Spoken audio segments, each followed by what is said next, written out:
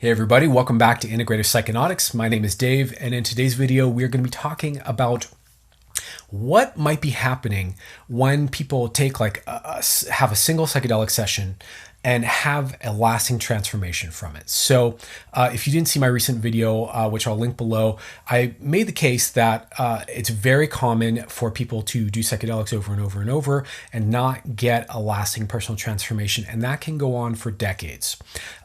And I shared this with a client, and he asked me this recently. He was like, okay, well, why is it that we hear sometimes of these articles or these kind of pieces where people are talking about they had one psychedelic experience and boom, it changed their life, it healed them. What's happening in those situations? So in this video, I'm going to give you my take, my sense of what's going on underneath the hood, so to speak, inside the person's nervous system that creates this effect of a single instance lasting change. So let's go ahead and get into it. Really quick before we do, I would be remiss if I didn't introduce myself to you if you are a new viewer. Hi, my name is Dave. I'm a coach. I'm a hypnotherapist. I'm a trained NLP practitioner working in the psychedelic space. And I mostly work with people around whether it's psychedelic content stuff or prepping for a session, integration after a session, or just generally doing personal transformation work, beyond the psychedelic experiences themselves. This is the work that I do. So if you're interested in this kind of content, you're certainly in the right place. And I would encourage you to consider, subscribing to the channel if you're kind of into this kind of a conversation. And if you, for any reason, would like to get in touch with me, maybe to talk about working with me, or whether it's you just have some questions, you're trying to figure something out, do feel free to hit me up. My email is down below. It is dave@integrativepsychonautics.com. And with that being said, let's go ahead and get into the content for today.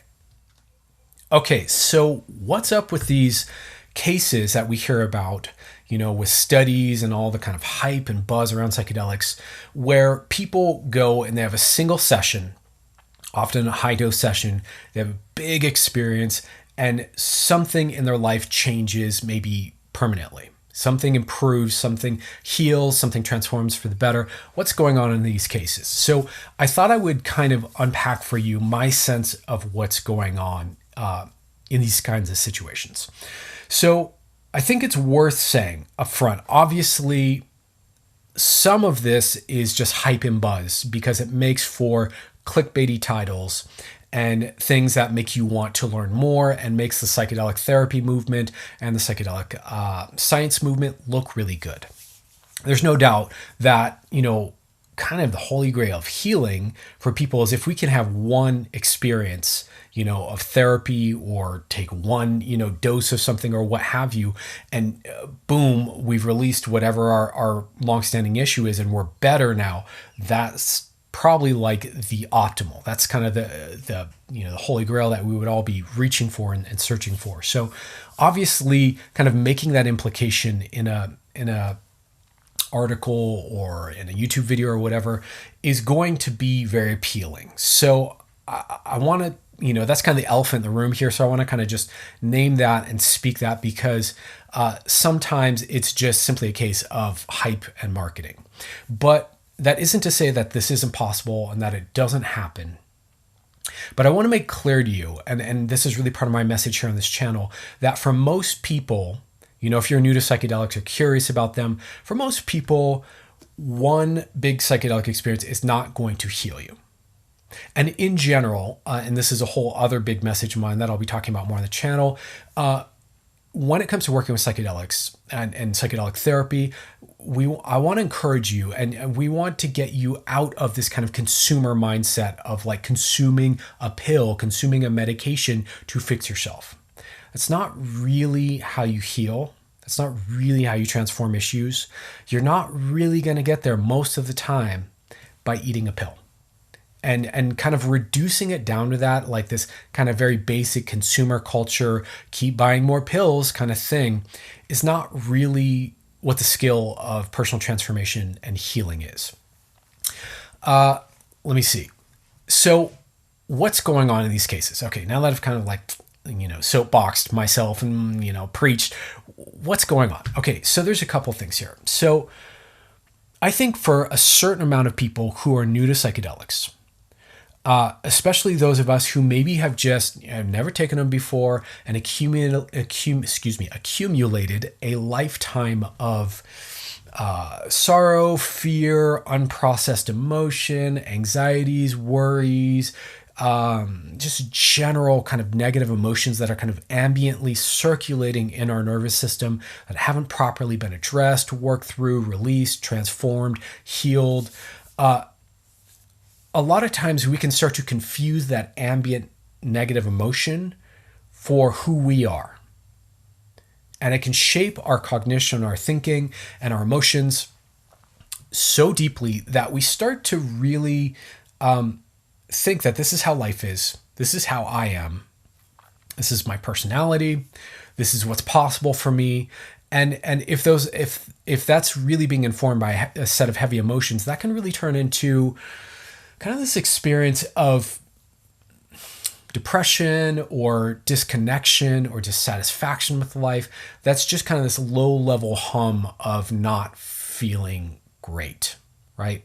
And if we confuse that for who we are or what's possible for us or what life is, then sometimes when you take a psychedelic from that kind of vantage point, what can happen is just that you kind of pop the bubble of all of that.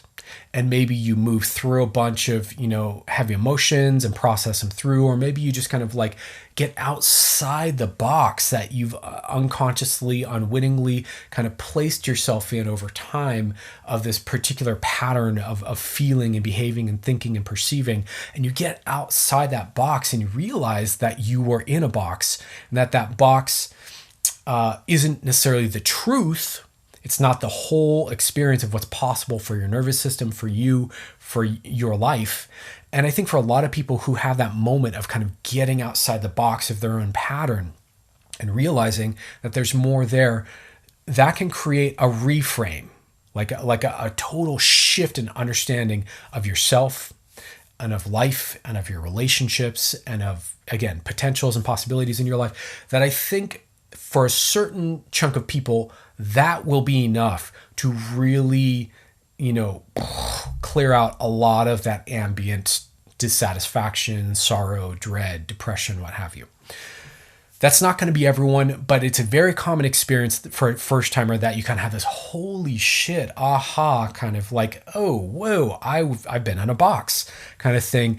And that kind of can liberate you to become self-aware about that and to stop living inside your own box and to really, become more alive, become more engaged, become more connected. And that alone can look like and feel like a healing. And I don't want to take that away from anyone who's had that experience because that's significant.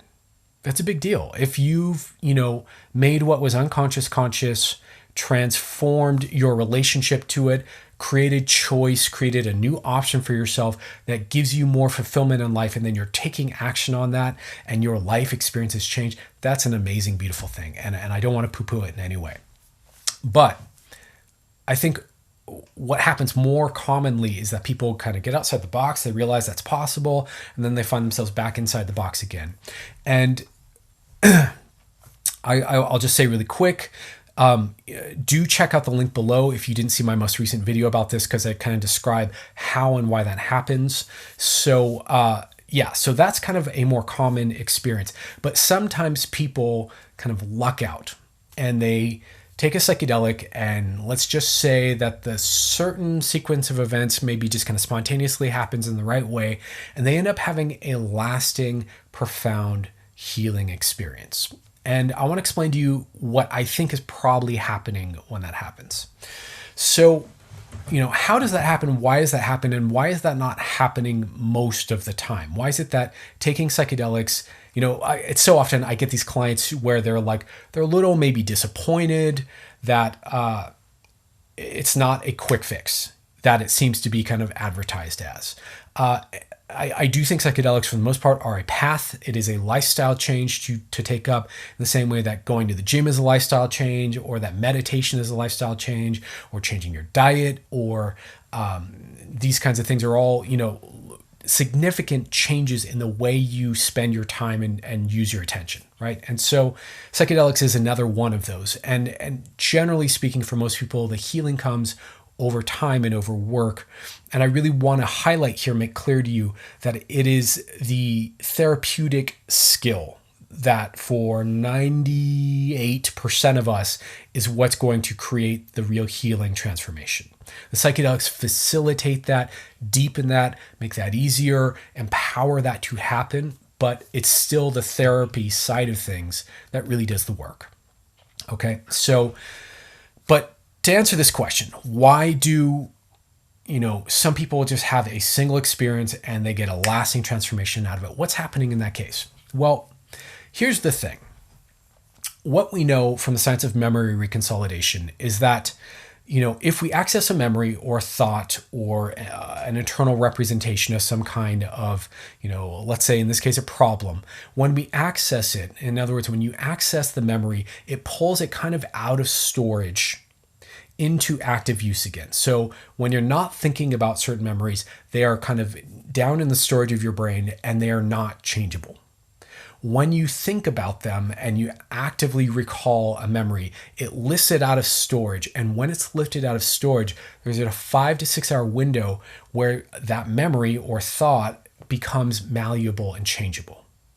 Now, for most people, when we take psychedelics, we tend, if we're having a good experience, we tend to just be so absorbed in the good experience or thinking about the positive that we're seeing or perceiving or feeling, that we are not busy turning our attention on whatever our issue was.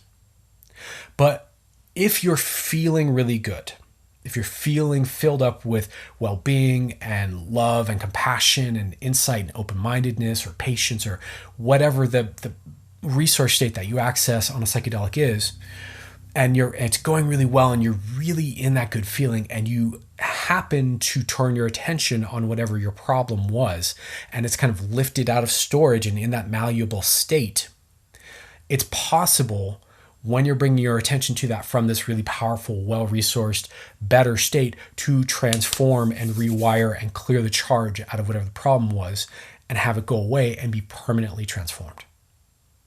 And what I think happens for some people, in these studies or these moments where people have this kind of, single instance healing, is that they inadvertently kind of stumble upon the sequence of events of pulling whatever their issue is out of the storage of the brain and it becomes malleable and then they're feeling really good and they probably don't even know how they got to feeling good, but they're feeling really good.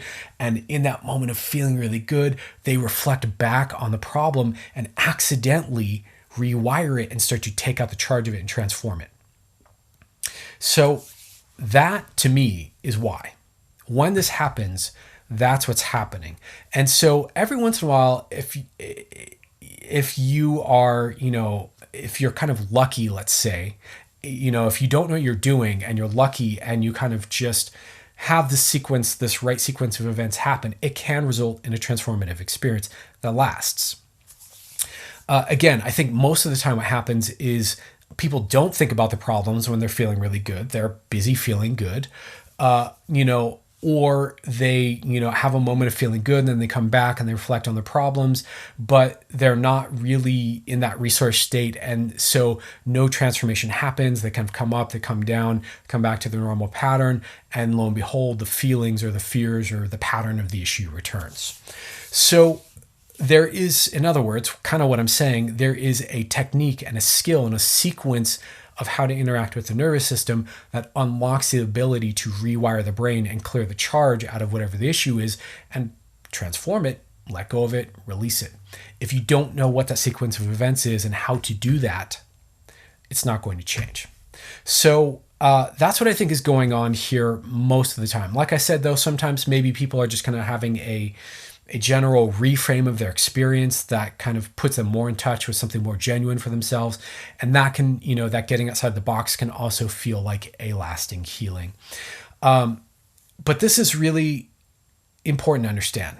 This is kind of what to me is my area of passion and what I work at really closely with my clients to get change with, because it's so much more than just oh, I took a psychedelic. Oh, I had these awesome thoughts and I realized that I'm part of the universe and life is beautiful and I shouldn't be so hard on myself. And then I, came down and I went, it went away and I went back to my normal life. And then all of a sudden a week later, my depression's back.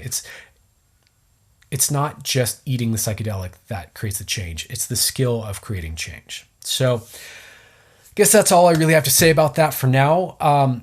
If this hits home, if you resonate with this, if you find this interesting, please consider, leaving a comment, leaving a thumbs up, a like, anything that lets the YouTube algorithm know that this is valuable content. If you are in alignment with my message, you want to hear more about it, do consider subscribing to the channel. I love to have the subs just to know that the audience is there watching. And if you have any questions or if you want to get in touch with me, my email will be down below. Much love to you all, whoever you are, wherever you are, day or night. I hope you're doing well. And I will have more content for you in the very near future. Take care.